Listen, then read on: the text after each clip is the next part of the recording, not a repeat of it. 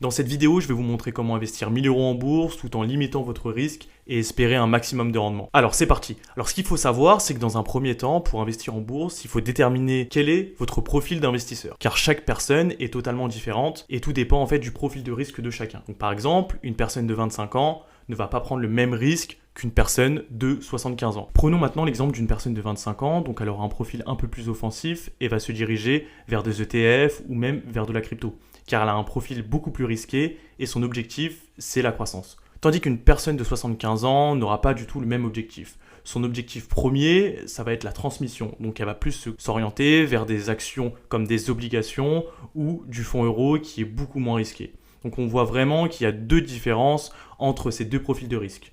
Donc toujours déterminer dans un premier temps quel est votre profil d'investisseur et dans quelle case vous jouez. Après avoir déterminé son profil d'investisseur, il faut commencer à investir. Et pour commencer à investir, vous pouvez investir via le PEA, le plan épargne en action ou le compte titre. Donc qu'est-ce que le PEA ? Le plan épargne en action est une enveloppe fiscale vous permettant d'investir sur les actions européennes, donc par exemple LVMH, Air Liquide, Hermès.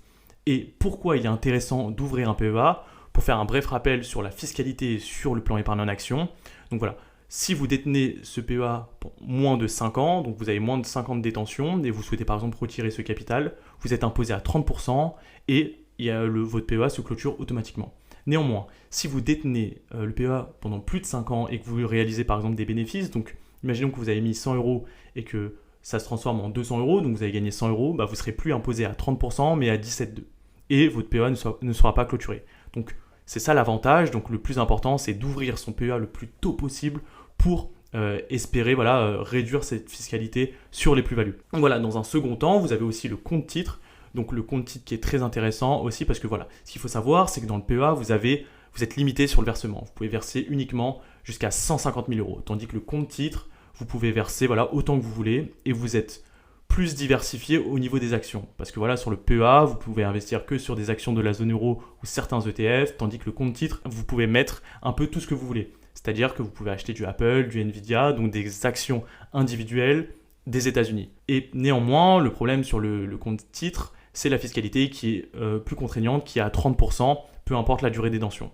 Donc c'est pour ça qu'il vaut mieux ouvrir un PEA et un compte titre en même temps, et vous pourrez un peu déterminer par la suite quels sont l'investissement que vous souhaitez faire sur ces deux enveloppes. Ensuite, dans un troisième temps, la chose qui est la plus importante, c'est la diversification. Donc, qu'est-ce que la diversification ?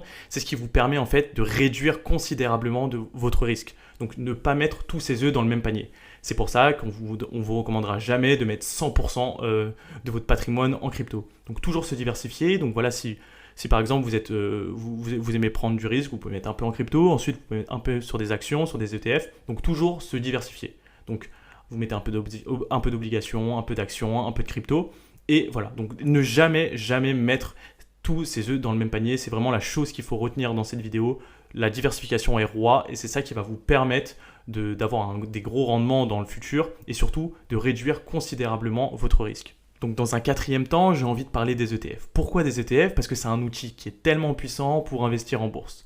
Un ETF, c'est un fonds qui suit un indice de référence, donc par exemple le S&P 500, et ça permet d'investir sur un panier d'indices, d'actions qui est totalement diversifié. L'avantage des ETF, c'est qu'il y a des frais de gestion qui sont très bas, la diversification est instantanée et c'est une facilité d'achat et de vente en bourse. Donc maintenant, prenons l'exemple du S&P 500. Donc qu'est-ce que le S&P 500 ?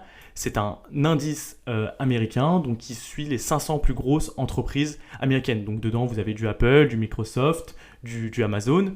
Et donc lorsqu'on regarde un peu les rendements du S&P 500, donc si vous avez mis environ 10 000 euros dans les années 90 sur le S&P 500, à l'heure d'aujourd'hui, votre patrimoine serait à peu près de 320 000 euros. Donc voilà la puissance de l'ETF. Et ce qui est top, c'est que vous êtes totalement diversifié. C'est-à-dire que s'il y a une action qui fait faillite, c'est pas très grave parce que vous avez 500 actions.